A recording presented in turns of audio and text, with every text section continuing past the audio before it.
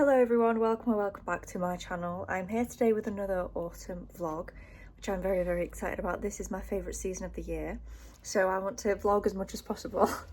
Unfortunately, I am having an operation next week, so I don't think I'm really going to be able to vlog very much when I'm like bedbound. However, I thought before then, let's do as much autumnal stuff as we can. Really get in the vibe, get in the spirit. So I'm going to go out shock for a walk. Who would have guessed it?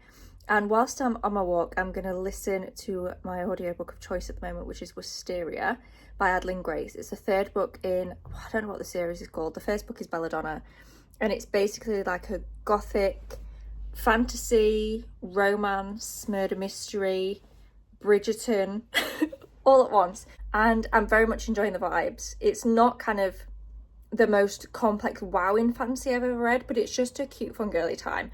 I read Belladonna in my last autumn vlog, and I'll speak about them properly. Actually, my wrap up will have gone up before this, just because of how these videos are going to be sequenced, so you will have actually already heard me talk about Wisteria in my monthly wrap up. I don't want to harp on about those kind of too much in this video because I don't want it to be repetitive. You'll have heard me talk about it already.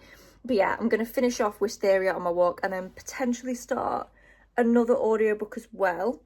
Depends how long I've got left of Wisteria, I can't actually remember. And then I am also at the minute reading Diabound, but we'll talk about that one a bit later when I actually sit down and read some of it.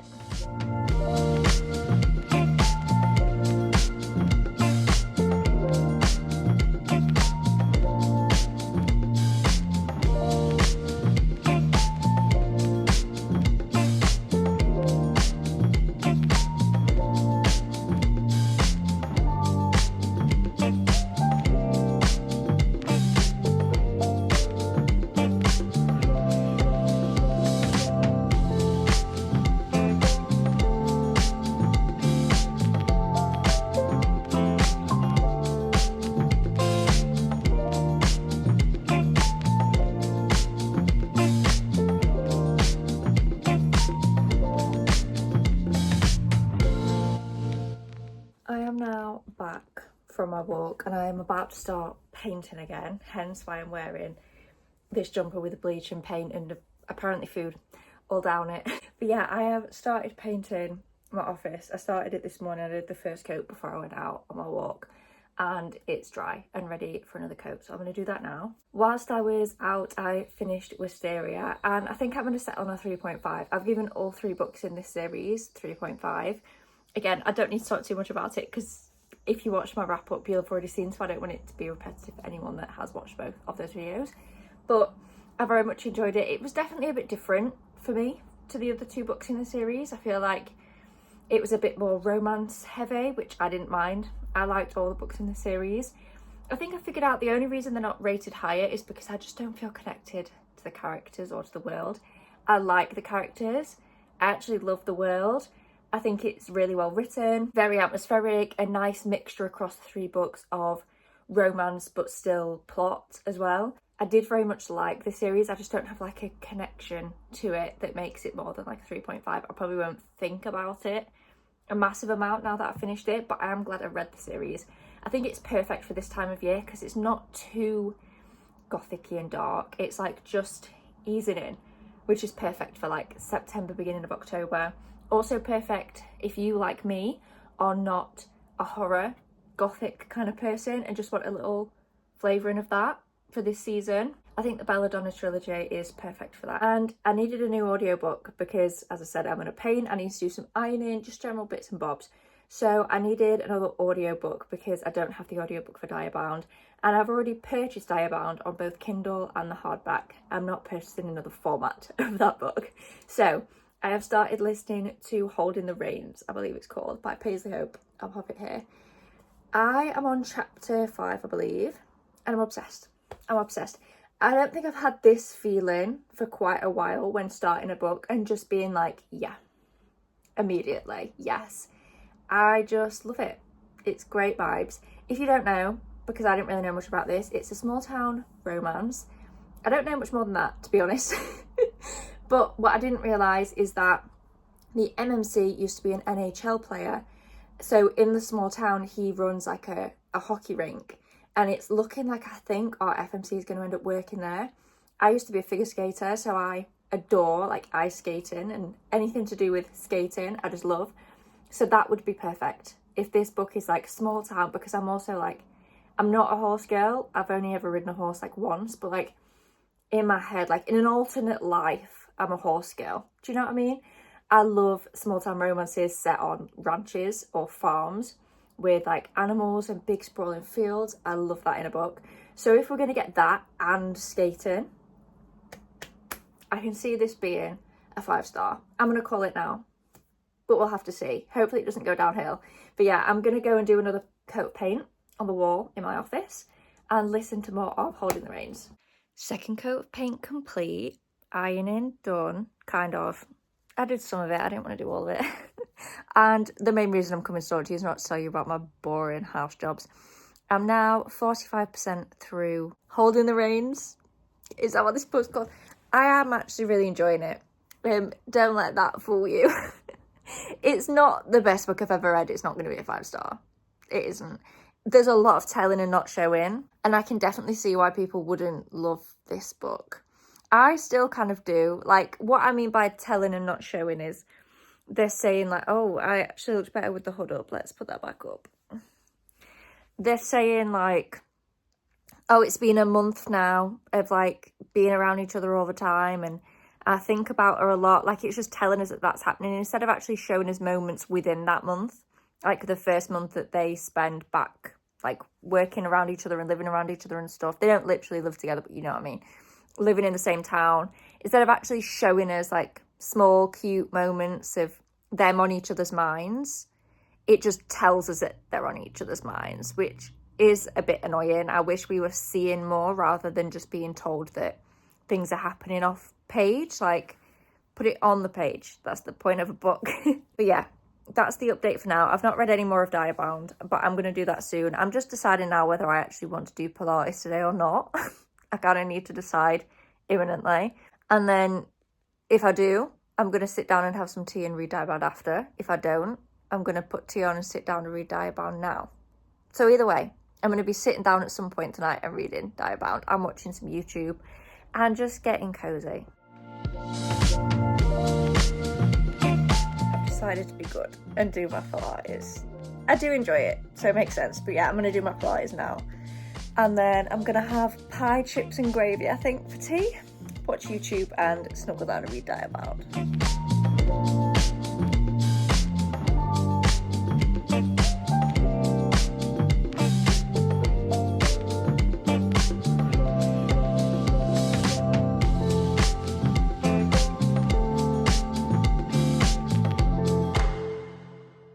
Good morning, everyone. It is now Tuesday, which means it's Bake Off Day. Very, very excited. I love Bake Off. I think it's Chocolate Week this week. I don't know when you're seeing this video, but for me, it's Bake Off Chocolate Week. Anyway, I have reading updates. It's currently Tuesday morning. I'm just about to start work. And yesterday, yesterday, I finished Holding the Reins by Paisley Hope. Let me scoot so I can put the cover here. I finished Holding the Reins and I gave it a 3.5. It was a fun, silly, goofy time. There was no emotional development. They just were in love. I wouldn't say it was necessarily, I don't know, it didn't feel insta-love because at least they already knew each other. But I would have liked to see on page, like at least just in their own minds, what it was that they loved about each other. Because it was just like, oh my God, they're attractive. Okay, I'm in love. And that was it. I wish we'd have seen a bit more internal, like, I love him/her because of these traits. And just a few more, I don't know, like romantic scenes. It wasn't a very romantic book. It was fine. I liked the couple. Glad they ended up together. I liked them both individually and together. But I would have liked it to be a bit more romantic and see a bit more on-page emotional development of the romance. But it was still fun. I love the setting. I'm a sucker for a small-town romance. Like, small-town romances don't actually have to be very good for me to enjoy them because I just love the vibe so much that authors can get away with quite a lot with me when I am reading a small-town romance. I think I will give the second one a go at some point and see if that is any more developed. I mean, if the second one is similar to the first, I probably won't then read the whole series. I don't think I need to read a whole series of like surface level cowboy romances because I feel like Rebel Blue Ranch isn't the most in-depth, but it definitely had a bit more depth than this book did, that series.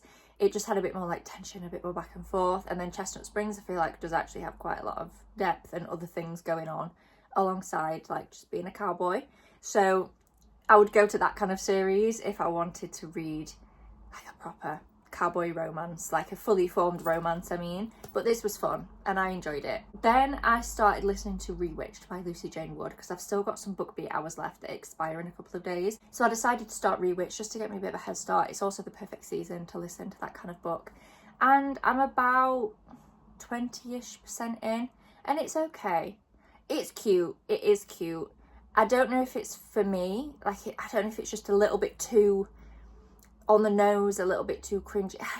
Cringy doesn't feel like the right word. I don't think it's cringy, but it is very like, I don't know how to describe the writing style of this. It's very like, I don't know how to describe it, but it's cute. It is giving me autumnal vibes, which is kind of what I wanted. So I'm gonna carry on listening to that, hopefully on my lunch break and this evening.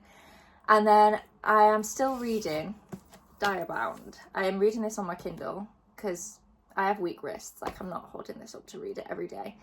And I am about 35-ish% through. And I'm not enjoying it, which I'm very surprised about because everyone adores this. I don't think I've seen anyone give this less than a 4.5 star. There obviously will be people out there that have, but of the people that I follow, I don't remember any of them giving this less than like a 4.5. And I'm not enjoying it. It's so slow. It is so slow. Things are happening, but I don't know, like, what was the example that I was thinking of? Oh, she was getting in the bath, and after she'd spent pages complaining about the fact that she had to have a bath, even though she stank and people were telling her that she stinks, it took like 3 pages from her entering the bathroom to get in the bath, and not because anything happened, but just because she was in her own head. I'm like, girl, stop thinking so much. Like, I'm hesitant to complain about the fact that she thinks things through because it really irritates me when FMCs, such as in Spark of the Everflame, just fly off the handle and do shit for no reason. So I'm glad that she's got a brain and she's using it. However, give it a rest, girly pop. Like, we don't need to be so in her head about everything. We need some dialogue now. We need some action. Like, even in the action scenes, we're in her head. Like, she's just kind of observing things and talking about things. I just want her to get stuck into something. I don't know. I don't know whether I'm right in saying that this is slow, but to me, I'm reading it so slowly. Like, it feels, I don't want to say it feels like a slog. It doesn't feel like a slog. It's not that I don't want to read it. It just feels really dragged out to me at this point. Like, I'm sure I'm nearly 200 pages in and we're still just like winding up to getting into things, and I don't know. I'm struggling a little bit with this one, I'm not gonna lie. I'm still gonna carry on. Like, the premise is really interesting and we're getting little sprinklings of things where I'm like, ooh, like we've just found out something. I won't say what, but I don't even know if it's a spoiler, but I don't want to risk it. We've just found out something about the wolves and something that can happen between the wolves. That's piqued my interest, very much piquing my interest. So there are things in here that I'm interested in. I just wish we were getting to the point a bit quicker and just like getting on with something other than her sat round thinking. And she thinks about the same things over and over again. Like, multiple times now she's been angry about how soft the towels are because it's not fair that the people, the commoners as they're referred to in the book, the people living in the quarters, have to send money to the war front to support the soldiers, but then the bonded have soft towels. And I get her point. Like, she's not wrong in anything that she's saying. She's 100% right to be angry. But she's taken it out 3 times now on the fluffy towels. And I just think, let's do something about it then. Other than complain about the fluffy towels. Like, I feel like there's other places you could be putting this energy and this amount of thought and this amount of pages into, other than getting angry about the fluffy towels. But anyway, I am going to continue reading this evening. I'll probably do Rewitched on my lunch break and then read some of this after work. And I will update you at some point when I have, maybe when I'm like halfway through this, and probably just when I've finished Rewitched, to be honest. I didn't even tell you what Rewitched was about. Did I tell you what this was about? I think everyone knows. Basically, in this book, we've got the royals who live in the castle, we've got the bonded who live in a bonded city on like the other side of the castle, and then we've got what are referred to as the commoners, who are just the everyday people who live in the quarters. So I think there's northern, eastern, western and central quarter, I think. Is there a southern? I don't know how many. Quarters would suggest 4 and they keep referring to central. Anyway, there are some quarters that people live in. They don't live in very good conditions. Obviously, they're not rich. And basically, you can enlist to join the war effort and just go and be a soldier at the front. You can join and then try and bond with a wolf, or you can just not enlist. I think most people have to at some point, but our main character doesn't have to, because she's like a caregiver for her sister, basically. And her sister goes missing and she wants to find her. So she signs up to the war, basically. Signs up to be a soldier. And that's that. So I am intrigued by this. It's just not getting me quite yet. And then Rewitched is just a cute, cozy fantasy about a girl who is a witch, but she lives a very normal life. I think she does use her powers like day to day to help her out with things, but she lives among non-witchy people. And she's had this letter that says, like, this, basically there's this, like, I don't know what to call it, it's not like a ritual, this event that she didn't know about because her mum never told her, and she's a bit fuming about it. That's basically all I've got to so far in that book. Can you tell that I've been awake since 4:30 this morning? Those summaries were crap. I'm gonna go now and come back to you when I'm actually awake and have some brain cells that can formulate thoughts for me. Hello everyone, it is several days later. I haven't filmed quite as much for this video as I intended to, but I just wanted to give you a couple of reading updates before I round up this vlog.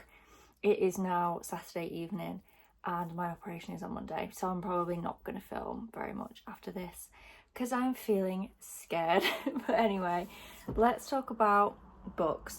So I can't even remember if I've told you, I think there's a B-roll clip, but I don't know if I told you that I started Story of My Life. Did I tell you this? Honestly, I can't remember. I've not edited this video yet, so I don't even know what I've spoken about in it. But I am currently reading Story of My Life by Lucy Score. I'm about 35-ish% in. I'm reading it on Kindle, hence why there's no bookmark or anything in here. I'm not just pretending to read. I'm reading this on Kindle because it's on KU. And I'm not having a good time. It's quick and easy to read, as you would probably expect from a Lucy Score book. It's a small town, again, as you would expect. However, it's so cringy and over the top, and that's coming from someone that enjoyed the Knock 'Em Out trilogy, which was also cringy and over the top, and the MMC in the first book was like Forte and peed in his garden instead of going to a fully functioning toilet.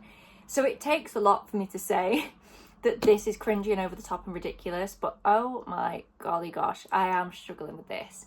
The chapters from the male main character's point of view, I'm loving. I like him. I think he's grumpy enough that he kind of counterbalances everyone else's sheer insanity in this book. But our FMC and her best friend are really annoying me. I like Zoe, the side character, the best friend, more than I like the FMC. But they're still both just very, very over the top and annoying. And I don't mean that in a that's their personality kind of way. I mean, this is how the book is written. Everyone is so over the top. Everyone is acting like 4-year-olds. You could tell me that this was set in a nursery and I would believe you. Seriously, it is so ridiculous. Basically, the premise of this is we've got our main character, what's her name? Hazel. She's a writer. She lives in New York, but she's in a really bad writer's block. She's had something horrible go on in her personal life. Her and her, is it fiance, boyfriend, long-term partner separate, which sends her into a bit of a downward spiral. She's not writing. She's got really bad writer's block. She's just generally struggling. Her apartment is like the stuff growing. Like she's struggling to keep it clean, struggling to keep herself clean. However, what's bothering me about this is that I can't understand if Lucy Score is trying to let us know that the FMC is genuinely depressed and is suffering from depression, and that is why she's struggling with her hygiene and with keeping her house clean. That would make sense. However, we don't seem to be actually unpacking that either in the FMC's head, like even just acknowledging it. If she acknowledged it and breezed over it because she didn't want to talk about it, I'd understand that. Or if her and her best friend were making light of it as a coping strategy, I would understand that. But there are no tender moments in this book at all. Everything is just one big joke. And therefore it's making it really hard to understand, like, am I supposed to be feeling sorry for her? Like, is she genuinely having a bad time here? Or is this just a joke? He's just trying to make out that she's lazy. Like, I don't understand what's going on. The tone of the book never lets up. It's always just like it feels like I'm watching one of those black and white films where, like a black and white comedy, where everything's just very slapstick, and that's what this feels like, but not good. Not in a good way. It's just quite insufferable to read. And anyway, I was telling you the premise and then I started ranting. Hazel moves to a small town to try and get some inspiration for her book. This small town is Gilmore Girls, like it's Stars Hollow. This is supposed to be Gilmore Girls. And everyone is like kicking off, and it's very, very Gilmore Girls, except I enjoy Gilmore Girls and I'm not enjoying this. I am going to carry on reading for a bit and see if it becomes any more palatable, but one more discretion and I will DNF this. I'm not in the mood for nonsense. I have also just finished, literally 10 minutes ago, Diabound by Sable Sorensen, and I'm going to give this a 3-star. I didn't really have a good time. I didn't have an awful time, but I didn't have a good time. So you find out in the synopsis, basically, Merrin lives in this world where there are the commoners, which Merrin is. That's just like the normal people, but they're quite poor. They don't live in good conditions. Then you've got the bonded, who bond with dire wolves, which I'll get to in a second. And then you've got the royals. Merrin signs up to the army because her sister gets taken. And she is told, I can't remember how she knows this, but the kids are basically being taken to the other side of the front line by the other side of the people that they're fighting a war against. Oh yeah, there's a war. They're fighting a war.